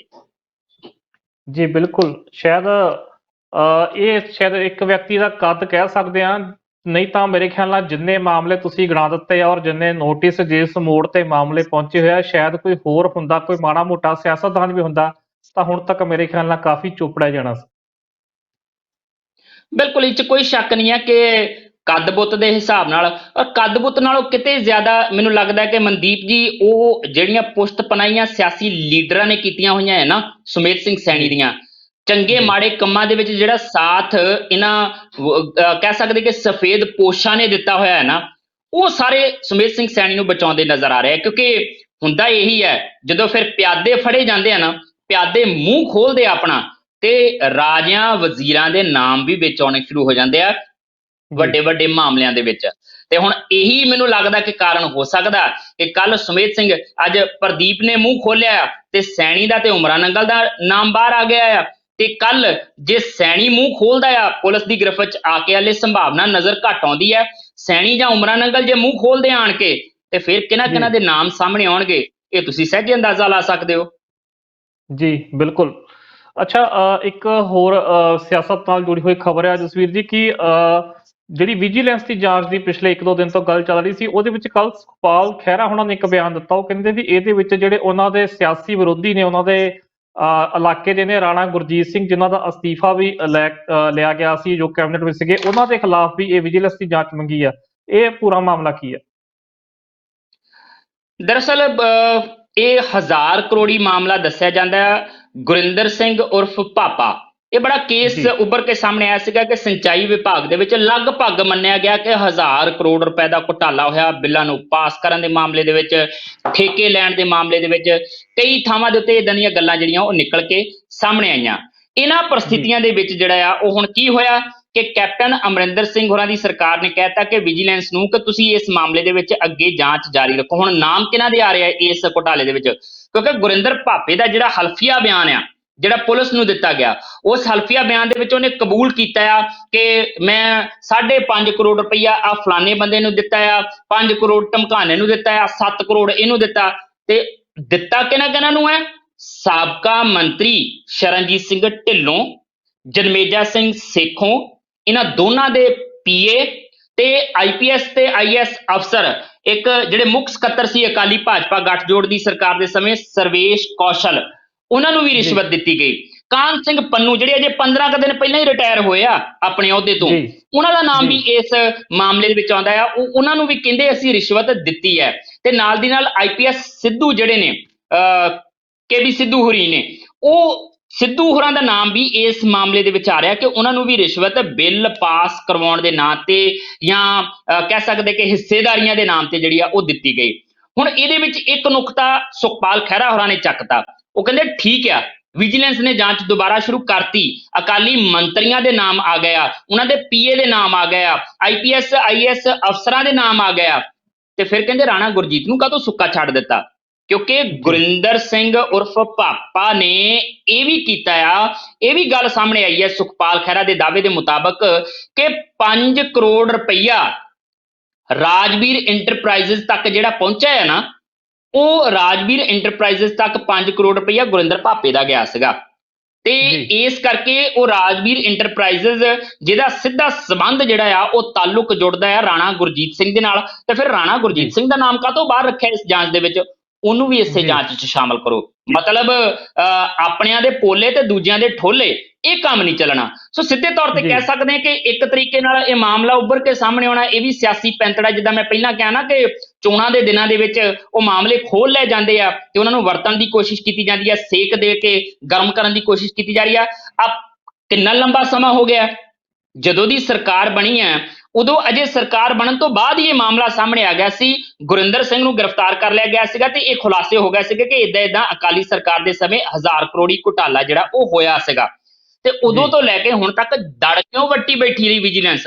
ਹੁਣ ਕੈਪਟਨ ਸਾਹਿਬ ਨੂੰ ਲੱਗਾ ਹੋਣਾ ਕਿ ਆਰਡੀਨੈਂਸਾਂ ਦੇ ਮਾਮਲੇ ਦੇ ਵਿੱਚ ਭਾਈ ਕੇਂਦਰੀ ਰਾਜ ਮੰਤਰੀ ਜਿਹੜੇ ਨੇ, ਉਹਨਾਂ ਨੇ ਰਾਓ ਸਾਹਿਬ ਪਾਟਲ ਦਾਨਵੇ ਨੇ ਕਹਿਤਾ ਆ ਕਿ ਕੈਪਟਨ ਸਾਹਿਬ ਦੀ ਮਨਜ਼ੂਰੀ ਦੇ ਨਾਲ ਹੀ ਅਸੀਂ ਇਹ ਆਰਡੀਨੈਂਸ ਜਿਹੜੇ ਬਣਾਏ ਆ। ਹੁਣ ਕੈਪਟਨ ਸਾਹਿਬ ਫਸਦੇ ਆ, ਉਹ ਕਹਿੰਦੇ ਹੁਣ ਇੱਕ ਭਾਈ ਅਕਾਲੀ ਦਲ ਨੇ ਮੈਨੂੰ ਘੇਰਨਾ ਆ 1000 ਕਰੋੜੀ ਘੁਟਾਲਾ ਕੱਢ ਲਓ, ਜਦੋਂ ਉਹਦੇ ਬਾਰੇ ਗੱਲ ਕਰਨਗੇ ਆਪਾਂ ਆਹ ਮੋਰੇ ਰੱਖ ਦਾਂਗੇ, ਆਪੇ ਚੁੱਪ ਕਰ ਜਾਣਗੇ। ਮਤਲਬ ਕਿ ਪੈਰਲਲ ਮੁੱਦੇ ਘੜ ਲੈ ਜਾਂਦੇ ਆ, ਗੱਲਾਂ ਬਣਾ ਲਈਆਂ ਜਾਂਦੀਆਂ ਨੇ ਕਿ ਇਹਨਾਂ ਦੇ ਨਾਲ ਇਸ ਤਰੀਕੇ ਨਾਲ ਹੋ ਕੇ ਜਿਹੜੀ ਆ ਗੱਲ ਅੱਗੇ ਤੁਰ ਪੈਗੀ ਤੇ ਅਸੀਂ ਵਿਰੋਧੀ ਨੂੰ ਚਿੱਤ ਕਰ ਦਾਂਗੇ। ਇਹ ਇਮਾਨਦਾਰੀ ਨਾਲ ਜੇ ਕੰਮ ਕੀਤਾ ਜਾਵੇ ਤੇ ਸੱਚਿਓ ਹੀ ਜੇ ਦੋਸ਼ੀ ਨੇ ਤੇ ਇਹਨਾਂ ਨੂੰ ਸਜ਼ਾਵਾਂ ਮਿਲਣੀਆਂ ਚਾਹੀਦੀਆਂ। ਪਰ ਕੀ ਸਰਕਾਰ ਹੱਥ ਪਾਏਗੀ ਸ਼ਰਨਜੀਤ ਢਿੱਲੋਂ ਨੂੰ, ਜਨਮੇਜਾ ਸਿੰਘ ਸੇਖੋਂ ਨੂੰ, ਜਾਂ ਫਿਰ ਜਿੰਨੀ ਤਨਦੇਹੀ ਤੇ ਜਿੰਨੀ ਤੇਜ਼ੀ ਹੁਣ ਇਸ ਮਾਮਲੇ 'ਚ ਦਿਖਾਈ ਜਾ ਰਹੀ ਹੈ, ਸਾਧੂ ਸਿੰਘ ਧਰਮਸੋਤ ਵਾਲੇ ਮਾਮਲੇ 'ਚ ਕਾਹਤੋਂ ਚੁੱਪੀ ਧਾਰ ਕੇ ਬੈਠੇ ਨੇ ਕੈਪਟਨ ਅਮਰਿੰਦਰ ਸਿੰਘ? ਰਾਣਾ ਗੁਰਜੀਤ ਸਿੰਘ ਹੋਰਾਂ ਦਾ ਮਾਮਲਾ ਜਦੋਂ ਉੱਠਿਆ ਸੀਗਾ, ਉਦੋਂ ਫਿਰ ਆਪਣੀ ਹੀ ਸਿੱਟ ਬਣਾ ਕੇ ਕਾਹਤੋਂ ਉਹਦੀ ਜਾਂਚ ਕਰਵਾ ਰਹੀ ਸੀ? ਉਹ ਵਿਜੀਲੈਂਸ ਦੇ ਕੋਲ ਕਾਹਤੋਂ ਨਹੀਂ ਗਈ ਸੀ ਜਾਂਚ? ਹੁਣ ਮਾਮਲਾ ਇੱਥੋਂ ਤੱਕ ਪਹੁੰਚਾ ਕਿ ਇਸ ਮਾਮਲੇ ਨੂੰ CBI ਤੱਕ ਪਹੁੰਚਾਉਣ ਦੀਆਂ ਕੋਸ਼ਿਸ਼ਾਂ ਵੀ ਜਿਹੜੀਆਂ ਉਹ ਚੱਲਦੀਆਂ ਪਈਆਂ ਨੇ। ਕੁੱਲ ਮਿਲਾ ਕੇ ਕਹਿ ਲਿਆ ਜਾਵੇ ਕਿ ਇੱਕ ਸਿਆਸੀ ਪੈਂਤੜਾ ਚੋਣਾਂ ਤੋਂ ਪਹਿਲਾਂ ਜਿਹੜਾ ਉਹ ਖੇਡਿਆ ਜਾ ਰਿਹਾ। ਪਰ ਮੈਨੂੰ ਲੱਗਦਾ ਕਿ ਪੰਜਾਬ ਦੀਆਂ ਸਥਿਤੀਆਂ ਜਾਂ ਮੁਲਕ ਦੇ ਭਾਰਤ ਦੇ ਵਿੱਚ ਸਥਿਤੀਆਂ ਤਾਂ ਮਨਦੀਪ ਜੀ ਕੁਝ ਇਹੋ ਜਿਹੀਆਂ ਚੱਲਦੀਆਂ ਨੇ ਕਿ ਸਿਆਸੀ ਪੈਂਤੜੇਬਾਜ਼ੀ ਤਾਂ ਹਰ ਜਗ੍ਹਾ ਤੇ ਵਰਤੀ ਜਾਂਦੀ। ਸਾਡੇ ਤਾਂ ਪ੍ਰਧਾਨ ਮੰਤਰੀ ਕਹਿੰਦੇ ਕਿ ਅਸੀਂ ਆਪਦਾ ਨੂੰ ਅਫਸਰ ਬਣਾਉਣੇ ਆ, ਤੇ ਅਫਸਰ ਕਿਹੜੇ ਉਹ ਬਣਾਉਂਦੇ ਆ ਇਹ ਦੱਸਣ ਦੀ ਲੋੜ ਨਹੀਂ ਆ। ਪਰ ਫਿਲਹਾਲ ਜੇ ਗੱਲ ਕਰ ਲਈਏ ਕਰੋਨਾ ਵਾਇਰਸ ਦਾ ਕਰਕੇ, ਜਿੱਥੇ ਭਾਰਤ ਦੇ ਵਿੱਚ ਪਰਿਸਥਿਤੀਆਂ ਬਹੁਤ ਗੰਭੀਰ ਬਣੀਆਂ ਹੋਈਆਂ ਨੇ, ਆਪਾਂ ਲਗਾਤਾਰ ਇਹ ਚਰਚਾ ਕਰਦੇ ਆ ਕਿ ਕੈਨੇਡਾ ਦੇ ਵਿੱਚ ਵੀ ਕੇਸ ਲਗਾਤਾਰ ਵੱਧ ਰਹੇ ਆ। ਤੇ ਹੁਣ ਪਤਾ ਲੱਗਾ ਕਿ ਕੈਨੇਡਾ ਤੇ ਅਮਰੀਕਾ ਦਾ ਜਿਹੜਾ ਬਾਰਡਰ ਆ, ਉਹਨੂੰ 1 ਮਹੀਨੇ ਲਈ ਹੋਰ ਜਿਹੜਾ ਹੈ ਉਹ ਬੰਦ ਕਰਨ ਦੀਆਂ ਵਿਉਂਤਬੰਦੀਆਂ ਘੜੀਆਂ ਜਾ ਰਹੀਆਂ ਨੇ ਜਾਂ ਕਰ ਦਿੱਤਾ ਗਿਆ ਹੈ? ਜੀ। ਅਸਲ ਦੇ ਵਿੱਚ ਜਿਹੜਾ ਮਾਰਚ ਵਿੱਚ ਸੀਗਾ ਜੀ, ਇਹ ਤਾਂ ਲਾਕਡਾਊਨ ਲੱਗਾ ਸੀ ਤੇ ਉਸ ਵਕਤ ਜਿਹੜੀਆਂ ਸੀ ਇਹ ਸਰਹੱਦਾਂ ਵੀ ਬੰਦ ਕਰ ਦਿੱਤੀਆਂ ਗਈਆਂ ਸੀ। ਜਿਹੜਾ ਕੈਨੇਡਾ ਤੇ ਅਮਰੀਕਾ ਦਾ ਜਿਹੜੀ ਸਰਹੱਦ ਆ ਜੀ, ਇਹ ਇੱਕ ਦੁਨੀਆ ਦੀ ਸਭ ਤੋਂ ਲੰਬੀ ਸਰਹੱਦਾਂ ਵਿੱਚੋਂ ਇੱਕ ਜਿਹੜੀ ਆ ਮੰਨੀ ਜਾਂਦੀ ਆ। ਔਰ ਕਿਉਂਕਿ ਔਰ ਬਹੁਤ ਸਾਰੇ ਰਸਤੇ ਆ ਜਿੱਥੋਂ ਕਿ ਆਮ ਤੌਰ ਤੇ ਰੋਜ਼ ਹਜ਼ਾਰਾਂ ਲੋਕ ਜਿਹੜੇ ਆ ਕੈਨੇਡਾ ਅਮਰੀਕਾ 'ਚ ਆਉਂਦੇ ਜਾਂਦੇ ਨੇ। ਪਰ ਕਿਉਂਕਿ ਅਮਰੀਕਾ ਵਾਲੇ ਪਾਸੇ ਕਰੋਨਾ ਵਾਇਰਸ ਦੇ ਕੇਸ ਬਹੁਤ ਜ਼ਿਆਦਾ ਸੀ, ਔਰ ਇਸ ਤੋਂ ਇਲਾਵਾ ਹੋਰ ਵੀ ਹਾਲਾਂਕਿ ਹਵਾਈ ਸਫ਼ਰ ਤੇ ਵੀ ਬਹੁਤ ਸਾਰੀਆਂ ਪਾਬੰਦੀਆਂ ਲਾਈਆਂ ਗਈਆਂ ਸੀ। ਹਾਲੇ ਤੱਕ ਵੀ ਜਿਹੜੀਆਂ ਇਹ ਪਾਬੰਦੀਆਂ ਉਹ ਲੱਗੀਆਂ ਹੋਈਆਂ ਨੇ। ਸੋ ਇਸੇ ਦੌਰਾਨ ਜਿਹੜਾ ਸੀਗਾ ਅਮਰੀਕਾ ਦਾ ਬਾਰਡਰ ਉਹ ਵੀ ਬੰਦ ਕਰ ਦਿੱਤਾ ਗਿਆ ਸੀ, ਔਰ ਖਾਸ ਕਰਕੇ ਗੈਰ ਜ਼ਰੂਰੀ ਯਾਤਰਾ ਵਾਸਤੇ। ਨਹੀਂ ਤਾਂ ਜਿਹੜੀ ਖਾਸ ਕਰਕੇ ਜਿਹੜੀ ਫੂਡ ਸਪਲਾਈ ਆ ਜਾਂ ਟਰੱਕ ਡਰਾਈਵਰ ਆ ਜਾਂ ਕਿਸੇ ਨੂੰ ਕੋਈ ਮੈਡੀਕਲ ਜਾਂ ਬਹੁਤ ਜ਼ਰੂਰੀ ਕਾਰਨ ਕਰਕੇ ਆ, ਔਰ ਉਹ ਇਮੀਗ੍ਰੇਸ਼ਨ ਅਧਿਕਾਰੀ ਉਸ ਵਿਅਕਤੀ ਨੂੰ ਆਉਣ ਦੀ ਆਗਿਆ ਦੇ ਦਿੰਦੇ ਆ। ਨਹੀਂ ਤਾਂ ਆਮ ਤੌਰ ਤੇ ਇਹ ਸਰਹੱਦਾਂ ਇਸ ਵਕਤ ਬਿਲਕੁਲ ਬੰਦ ਪਈਆਂ ਨੇ। ਸੋ ਜਦੋਂ ਤਾਂ ਇਹ ਸਰਹੱਦਾਂ ਬੰਦ ਪਈਆਂ ਸੀ ਤਾਂ ਰੋਜ਼ ਇੱਕ ਮਹੀਨਾ ਕਰਕੇ ਹਰ ਮਹੀਨੇ ਜਿਹੜਾ ਸੀ ਇਹ ਸਰਹੱਦ ਵਧਾਈ ਜਾਂਦੀ ਸੀ। ਹਾਲਾਂਕਿ ਪਿਛਲੇ ਮਹੀਨੇ ਅਮਰੀਕਾ ਵੱਲੋਂ ਥੋੜਾ ਦਬਾਅ ਪਾਇਆ ਗਿਆ ਸੀ। ਉਹ ਚਾਹੁੰਦੇ ਸੀ ਕਿ ਕੈਨੇਡਾ ਤੇ ਅਮਰੀਕਾ ਦੀ ਜਿਹੜੀ ਸਰਹੱਦ ਆ ਉਹ ਖੋਲੀ ਜਾਵੇ, ਪਰ ਖਾਸ ਤੌਰ ਤੇ ਜਿਹੜੇ ਕੈਨੇਡਾ ਦੇ ਲੋਕ ਆ ਤੇ ਕੈਨੇਡਾ ਦੀ ਸਰਕਾਰ ਆ, ਤੇ ਜਿਹੜੇ ਕੈਨੇਡਾ ਦੀਆਂ ਸੂਬਿਆਂ ਦੀਆਂ ਸਰਕਾਰਾਂ ਉਹ ਹਲੇ ਚਾਹੁੰਦੀਆਂ ਕਿ ਬੜੀ ਮੁਸ਼ਕਲ ਨਾਲ ਅਸੀਂ ਕਰੋਨਾ ਵਾਇਰਸ ਨੂੰ ਕੰਟਰੋਲ ਕਰ ਰਹੇ ਹਾਂ, ਔਰ ਹਲੇ ਇਹ ਸਰਹੱਦ ਜਿਹੜੀ ਆ ਉਹ ਖੁੱਲਣੀ ਨਹੀਂ ਚਾਹੀਦੀ। ਔਰ ਇਸ ਵਕਤ ਤੱਕ ਖੈਰ ਕੈਨੇਡਾ ਵਿੱਚ ਵੀ ਹੁਣ ਥੋੜੇ ਜਿਹੇ ਕੇਸ ਵਧਣੇ ਸ਼ੁਰੂ ਹੋ ਗਏ, ਪਰ ਅਮਰੀਕਾ ਦੇ ਮੁਕਾਬਲੇ ਹਲੇ ਵੀ ਬਹੁਤ ਘੱਟ ਕੇਸ ਨੇ ਜੇ ਅਸੀਂ ਤੁਲਨਾ ਕਰੀਏ ਤਾਂ। ਪਰ ਕੈਨੇਡਾ ਫਿਰ ਵੀ ਥੋੜਾ ਚਿੰਤਤ ਆ। ਸੋ ਅੱਜ ਇੱਕ ਹੁਣੇ ਖਬਰ ਜਿਹੜੀ ਆ ਸਾਹਮਣੇ ਆਈ ਆ ਆਪਣੇ ਪ੍ਰੋਗਰਾਮ ਸ਼ੁਰੂ ਹੋਣ ਤੋਂ ਕੁਝ ਸਮਾਂ ਪਹਿਲਾਂ ਹੀ, ਕਿ 21 ਅਕਤੂਬਰ ਤੱਕ ਜਿਹੜਾ ਵਾ ਹੁਣ ਇਹ ਦੁਬਾਰਾ ਸਰਹੱਦ ਜਿਹੜੀ ਆ, ਕਿਉਂਕਿ ਦੋਨਾਂ ਮੁਲਕਾਂ ਵਿਚਕਾਰ ਮੀਟਿੰਗ ਹੁੰਦੀ ਆ ਔਰ ਉੱਥੇ ਆਪੋ ਆਪਣੇ ਪੱਖ ਰੱਖੇ ਜਾਂਦੇ ਆ ਔਰ ਫਿਰ ਇਸ ਫੈਸਲੇ ਤੇ ਸਹਿਮਤੀ ਬਣਦੀ ਆ। ਹੁਣ ਸਹਿਮਤੀ ਇਹ ਬਣੀ ਹੈ ਕਿ 21 ਅਕਤੂਬਰ ਤੱਕ ਇਹ ਸਰਹੱਦ ਬੰਦ ਰਹੇਗੀ, ਔਰ ਪਹਿਲਾਂ ਇਹ 21 ਸਤੰਬਰ ਤੱਕ ਤਰੀਕ ਸੀ। ਹੁਣ ਹਲੇ 21 ਸਤੰਬਰ ਤਾਂ ਹਲੇ ਦੂਰ ਸੀ, ਪਰ ਇਸ ਤੋਂ ਪਹਿਲਾਂ ਫੈਸਲਾ ਲਿਆ ਗਿਆ ਇਹ ਕਿ 21 ਅਕਤੂਬਰ ਤੱਕ ਜਿਹੜੀ ਸਰਹੱਦ ਬੰਦ ਰਹੇਗੀ। ਉਸ ਤੋਂ ਦੁਬਾਰਾ ਫਿਰ ਹਾਲਾਤਾਂ ਦਾ ਜਾਇਜ਼ਾ ਲਿਆ ਜਾਵੇਗਾ, ਫਿਰ ਦੇਖਿਆ ਜਾਵੇਗਾ ਕਿ ਕੇਸ ਕਿੰਨੇ ਨੇ, ਕੀ ਹਾਲਾਤ ਨੇ, ਫਿਰ ਉਸ ਤੋਂ ਬਾਅਦ ਦੁਬਾਰਾ ਉਸ ਤੋਂ ਅੱਗੇ ਦਾ ਫੈਸਲਾ ਲਿਆ ਜਾਵੇਗਾ। ਪਰ ਜਿਹੜੀਆਂ ਹੱਲੇ ਸੰਭਾਵਨਾਵਾਂ ਨੇ, ਜੋ ਮਾਹਰਾਂ ਵੱਲੋਂ ਕਿਹਾ ਜਾ ਰਿਹਾ, ਜੋ ਸਰਕਾਰ ਦੇ ਸੂਤਰਾਂ ਵੱਲੋਂ ਕਿਹਾ ਜਾ ਰਿਹਾ ਕਿ ਕੈਨੇਡਾ ਦੇ ਲੋਕਾਂ ਨੂੰ ਤੇ ਅਮਰੀਕਾ ਦੇ ਲੋਕਾਂ ਨੂੰ ਜਿਹੜੇ ਆਮ ਤੌਰ ਤੇ ਸਫ਼ਰ ਕਰਦੇ ਸੀ, ਹੱਲੇ ਲੰਮੇ ਸਮੇਂ ਲਈ ਜਿਹੜੀ ਆ ਇਹ ਸਰਹੱਦ ਬੰਦ ਰਹਿ ਸਕਦੀ ਹੈ, ਕਿਉਂਕਿ ਅਮਰੀਕਾ ਵਾਲੇ ਪਾਸੇ ਹਾਲਾਤ ਬੇਹੱਦ ਖਰਾਬ ਨੇ ਤੇ ਉੱਥੇ ਹੀ ਦੂਜੀ ਸੈਕੰਡ ਵੇਵ ਦੀ ਜਿਹੜੀ ਗੱਲ ਆ, ਉਹ ਜਿਹੜੀ ਸੈਕੰਡ ਵੇਵ ਹੈ ਉਹਦੀ ਗੱਲ ਕੀਤੀ ਜਾ ਰਹੀ ਹੈ ਕਰੋਨਾ ਵਾਇਰਸ ਦੀ। ਸੋ ਇਸ ਕਰਕੇ ਜਿਹੜੀ ਹੈ ਇਹ ਸਰਹੱਦ ਜਿਹੜੀ ਸਰਕਾਰ ਵੱਲੋਂ ਬੰਦ ਰੱਖੀ ਗਈ ਆ ਔਰ 21 ਅਕਤੂਬਰ ਤੱਕ ਦੁਬਾਰਾ ਇਹਦਾ ਐਲਾਨ ਕਰ ਦਿੱਤਾ ਗਿਆ। ਹਾਲਾਂਕਿ ਰਾਸ਼ਟਰਪਤੀ ਟਰੰਪ ਵੱਲੋਂ ਉੱਥੇ ਕਾਫੀ ਯਤਨ ਕੀਤੇ ਜਾ ਰਹੇ ਕਿ ਮਾਹੌਲ ਆਮ ਵਰਗਾ ਬਣਾਇਆ ਜਾਵੇ। ਉਹ ਚਾਹੁੰਦੇ ਨੇ ਅੰਦਰੋਂ ਅੰਦਰ ਕਿ ਕੈਨੇਡਾ ਆਪਣੀ ਸਰਹੱਦ ਖੋਲ ਦੇਵੇ, ਪਰ ਕੈਨੇਡਾ ਹਲੇ ਕਿਸੇ ਰਿਸਕ ਲੈਣ ਦੇ ਮੂਡ ਵਿੱਚ ਨਹੀਂਗਾ। ਸੋ ਇਸ ਕਰਕੇ ਹਲੇ 21 ਸਤੰਬਰ ਤਾਂ ਦੂਰ ਸੀ, ਪਹਿਲਾਂ 21 ਸਤੰਬਰ ਤੱਕ ਦਾ ਸਮਾਂ ਸੀ, ਹੁਣ 21 ਅਕਤੂਬਰ ਤੱਕ ਹੁਣੇ ਜਿਹੜੇ ਸਰਕਾਰ ਦੇ ਸੂਤਰ ਆ ਉਹਨਾਂ ਨੇ ਕਹਿ ਦਿੱਤਾ ਕਿ ਇਹ ਸਰਹੱਦ ਜਿਹੜੀ ਆ ਉਹ ਬੰਦ ਰਹੇਗੀ। ਬਿਲਕੁਲ, ਔਰ ਆਪਾਂ ਪਿਛਲੇ ਦਿਨ ਇਹ ਜ਼ਿਕਰ ਵੀ ਛੇੜਿਆ ਸੀ, ਸ਼ਾਇਦ ਟਰੱਕਿੰਗ ਸੈਕਟਰ ਨੂੰ ਵੀ ਇਹਨੇ ਨਾਲ ਇਹਦਾ ਕਰਕੇ ਪ੍ਰਭਾਵਿਤ ਹੋਣਾ ਪਿਆ ਸੀ। ਔਰ ਚਰਚਾ ਇਹ ਵੀ ਤੁਸੀਂ ਗੱਲ ਦੱਸੀ ਸੀ, ਖਬਰ ਦੱਸੀ ਸੀ ਉੱਥੋਂ ਦੀ, ਕਿ ਟਰੱਕ ਡਰਾਈਵਰਾਂ ਨੂੰ ਇਹ ਖਾਸ ਹਦਾਇਤਾਂ ਵੀ ਦਿੱਤੀਆਂ ਗਈਆਂ ਸੀਗੀਆਂ ਕਿ ਉਹ ਜਦੋਂ ਕੈਨੇਡਾ ਵਿੱਚੋਂ ਲੰਘਣ ਤੇ ਬਹੁਤ ਜ਼ਿਆਦਾ ਥਾਵਾਂ ਤੇ ਰੁਕਣ ਤੋਂ ਗੁਰੇਜ਼ ਕਰਨ, ਔਰ ਜ਼ਰੂਰਤ ਵੇਲੇ ਥੋੜੇ ਸਮੇਂ ਲਈ ਹੀ ਜਿਹੜਾ ਰੁਕਣ, ਤੇ ਕੋਸ਼ਿਸ਼ ਇਹ ਕਰਨ ਕਿ ਸੰਪਰਕ ਨਾ ਬਣਾਇਆ ਜਾਵੇ ਕਿਸੇ ਦੇ ਨਾਲ, ਤਾਂ ਕਿ ਕਰੋਨਾ ਵਾਇਰਸ ਦੀ ਰੋਕਥਾਮ ਜਿਹੜੀ ਆ ਉਹ ਕੀਤੀ ਜਾ ਸਕੇ। ਸੋ ਸਰਕਾਰਾਂ ਆਪਣੇ ਤਰੀਕੇ ਨਾਲ ਜਿਹੜੇ ਆ ਉਹ ਕਦਮ ਉਠਾ ਰਹੀਆਂ ਨੇ, ਕਿਉਂਕਿ ਆਪਣੇ ਨਾਗਰਿਕਾਂ ਦਾ ਬਚਾਅ ਕਰਨਾ, ਉਹਨਾਂ ਨੂੰ ਸੁਰੱਖਿਅਤ ਰੱਖਣਾ ਸਰਕਾਰਾਂ ਦਾ ਜਿਹੜਾ ਮੁੱਢਲਾ ਫਰਜ਼ ਵੀ ਬਣਦਾ ਹੈ, ਤੇ ਕੰਮ ਵੀ ਇਹੀ ਹੈ, ਉਹਨਾਂ ਨੂੰ ਚੁਣਿਆ ਵੀ ਇਸੇ ਕਰਕੇ ਜਾਂਦਾ ਹੈ। ਅੱਛਾ, ਨਾਲ ਦੀ ਨਾਲ ਇਹ ਵੀ ਗੱਲ ਕਰ ਲਈਏ ਕਿ ਜਿੱਥੇ ਕਰੋਨਾ ਵਾਇਰਸ ਦਾ ਕਰਕੇ ਸਰਕਾਰ ਇਹਤਿਆਤਾਂ ਵਰਤ ਰਹੀ ਹੈ ਕੈਨੇਡਾ ਦੇ ਵਿੱਚ, ਉੱਥੇ ਪਤਾ ਲੱਗਾ ਕਿ ਚੁਣਾਵੀ ਮਾਹੌਲ ਵੀ ਕਈ ਥਾਵਾਂ ਤੇ ਭਖਿਆ ਹੋਇਆ। ਇੱਕ ਸੂਬੇ ਦੇ ਵਿੱਚ ਤਾਂ ਚੋਣਾਂ ਤੋਂ ਬਾਅਦ ਜਿਹੜਾ ਹੈ ਉਹ ਕੰਜ਼ਰਵੇਟਿਵ ਪਾਰਟੀ ਜਿਹੜੀ ਹੈ ਉਹ ਅੱਗੇ ਵੀ ਨਿਕਲਦੀ ਨਜ਼ਰ ਆ ਰਹੀ ਹੈ।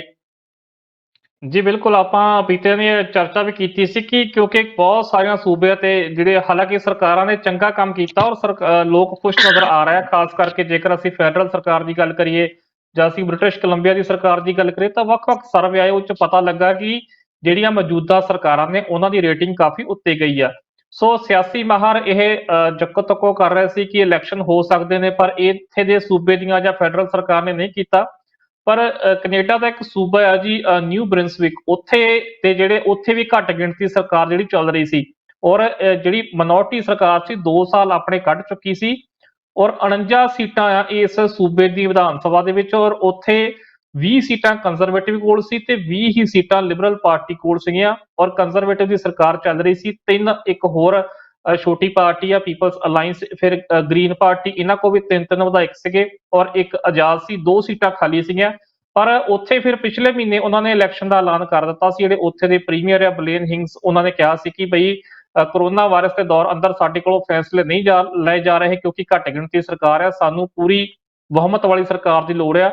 ਔਰ ਉਹਨਾਂ ਨੇ ਇਲੈਕਸ਼ਨ ਦਾ ਐਲਾਨ ਕਰ ਦਿੱਤਾ ਔਰ ਕੱਲ ਉੱਥੇ ਵੋਟਾਂ ਪਈਆਂ, ਬੀਤੀ ਦੇਰ ਰਾਤ ਉੱਥੇ ਨਤੀਜੇ ਆਏ ਔਰ ਜਿਹੜੀ ਮੌਜੂਦਾ ਕੰਜ਼ਰਵੇਟਿਵ ਸਰਕਾਰ ਸੀ, ਕਿਉਂਕਿ 25 ਸੀਟਾਂ ਦੀ ਉੱਥੇ ਲੋੜ ਸੀ ਬਹੁਮਤ ਲਈ, ਔਰ ਉਹਨਾਂ ਨੇ 27 ਸੀਟਾਂ ਜਿੱਤ ਕੇ ਜਿਹੜੀ ਜਿੱਤ ਪ੍ਰਾਪਤ ਕੀਤੀ ਆ ਔਰ ਉੱਥੇ ਲਿਬਰਲਸ ਜੀ ਨੂੰ ਸ਼ਾਇਦ 17 ਕੇ 18 ਸੀਟਾਂ ਤੇ ਸੰਤੋਖ ਕਰਨਾ ਪਿਆ। ਸੋ ਇਹ ਵੀ ਜਿਵੇਂ ਕਿ ਤੁਸੀਂ ਮੋਦੀ ਜੀ ਦਾ ਡਾਇਲੌਗ ਬੋਲਿਆ ਕਿ ਅਫਸਰ ਨੂੰ ਆਪਦਾ ਵਿੱਚ ਬਦਲਣਾ, ਇਹ ਉਹ ਚੀਜ਼ ਹੋਈ ਆ। ਹਾਲਾਂਕਿ ਚੋਣਾਂ ਹੋਈਆਂ, ਸੁਰੱਖਿਅਤ ਹੋਈਆਂ, ਕਿੰਨੀਆਂ ਕੁ ਹੋਈਆਂ ਕਿਉਂਕਿ ਕੋਰੋਨਾ ਵਾਇਰਸ ਦਾ ਨਤੀਜਾ ਇੱਕ ਤਾਂ ਹਫ਼ਤੇ ਬਾਅਦ ਪਤਾ ਲੱਗਦਾ। ਸੋ ਇਹ ਵੀ ਪਤਾ ਲੱਗ ਜੂਗਾ ਕਿੰਨੀਆਂ ਕੁ ਸੁਰੱਖਿਅਤ ਹੋਈਆਂ, ਪਰ ਫਿਲਹਾਲ ਇਹ ਆ ਕਿ ਉਹਨਾਂ ਦੀ ਸਰਕਾਰ ਸੁਰੱਖਿਅਤ ਹੋ ਗਈ ਹੈ। 4 ਸਾਲ ਲਈ ਉਹਨਾਂ ਦੀ ਬਹੁਮਤ ਵਾਲੀ ਸਰਕਾਰ ਬਣ ਗਈ ਹੈ, 2 ਸਾਲ ਪਹਿਲਾਂ ਕੱਢ ਗਏ ਸੀਗੇ। ਸੋ ਉੱਥੇ ਦੇ ਇਤਿਹਾਸ 'ਚ ਕਾਫੀ ਸਮੇਂ ਬਾਅਦ ਹੋਇਆ ਕਿ ਦੂਜੀ ਵਾਰ ਕੋਈ ਸਰਕਾਰ ਜਿਹੜੀ ਆ ਮੈਜੋਰਟੀ ਲੈ ਕੇ ਜਿੱਤੀ ਆ। ਸੋ ਇਹ ਹਾਲਾਤ ਜਿਹੜੇ ਇੱਥੇ ਦੇ ਬਣੇ ਹੋਏ ਸੀ। ਖੈਰ ਜਸਵੀਰ ਜੀ, ਆਪਾਂ ਪੰਜਾਬ ਦੀਆਂ ਖਬਰਾਂ ਤੇ ਵੀ ਚਰਚਾ ਕਰ ਲਈ, ਕੈਨੇਡਾ ਦੀਆਂ ਖਬਰਾਂ ਤੇ ਵੀ ਚਰਚਾ ਕਰ ਲਈ। ਹੁਣ ਮੇਰੇ ਖਿਆਲ ਨਾਲ ਸਮਾਂ ਕਾਫੀ ਹੋ ਗਿਆ। ਸੋ ਜਿਹੜੀਆਂ ਤੁਸੀਂ ਖਬਰਾਂ ਤੇ ਸਾਨੂੰ ਜਾਣਕਾਰੀ ਦਿੱਤੀ ਆ, ਭਰਪੂਰ ਜਾਣਕਾਰੀ, ਉਹਦੇ ਲਈ ਬਹੁਤ-ਬਹੁਤ ਧੰਨਵਾਦ। ਕੱਲ ਨੂੰ ਫੇਰ ਤੁਹਾਨੂੰ ਇਸੇ ਤਰ੍ਹਾਂ ਤੰਗ ਕਰਾਂਗੇ ਤੇ ਫਿਰ ਇਸੇ ਤਰ੍ਹਾਂ ਤੁਹਾਡੇ ਕੋਲ ਖਬਰਾਂ ਤੇ ਤਸਵਰਾਂ ਲਵਾਂਗੇ। ਸ਼ੁਕਰੀਆ ਮਨਦੀਪ ਜੀ। ਜੀ, ਸੋ ਇਹ ਸੀ ਸਾਡੀ ਅੱਜ ਦੀ ਪੇਸ਼ਕਸ਼, ਜਿਹਦੇ ਵਿੱਚ ਅਸੀਂ ਖਾਸ ਖਬਰਾਂ ਤੇ ਚਰਚਾ ਕੀਤੀ ਔਰ ਖਾਸ ਕਰਕੇ ਖਬਰਾਂ ਕਿਸੇ ਇੱਕ ਖਿੱਤੇ ਦੀ ਬਲਕਿ ਪੰਜਾਬ ਦੀਆਂ ਅਹਿਮ ਖਬਰਾਂ ਔਰ ਭਾਰਤ ਦੀਆਂ, ਔਰ ਉਸ ਤੋਂ ਬਾਅਦ ਜਿਹੜੀ ਕੈਨੇਡਾ ਜਿਹੜਾ ਭਾਈਚਾਰਾ ਵਾਸਤਾ ਸਾਡਾ ਪੰਜਾਬੀ ਭਾਈਚਾਰਾ, ਉਹਨਾਂ ਸਰੋਕਾਰਾਂ ਵਾਲੀਆਂ ਖਬਰਾਂ ਤੇ ਚਰਚਾ ਕੀਤੀ ਗਈ ਹੈ। ਸੋ ਇਸੇ ਤਰ੍ਹਾਂ ਅਸੀਂ ਫੇਰ ਹਾਜ਼ਰ ਹੋਵਾਂਗੇ ਕੱਲ ਨੂੰ ਤੇ ਫਿਰ ਇਸੇ ਤਰ੍ਹਾਂ ਖਬਰਾਂ ਤੇ ਚਰਚਾ ਕਰਾਂਗੇ। ਤਦ ਤੱਕ ਤੁਸੀਂ ਦਿਓ ਇਜਾਜ਼ਤ ਤੇ ਸਾਨੂੰ, ਜਦ ਤੱਕ ਸਾਨੂੰ ਦੀ ਇਜਾਜ਼ਤ ਹੈ, ਤੁਸੀਂ ਦੇਖਦੇ ਰਹੋ ਟੀਵੀ ਪੰਜਾਬ।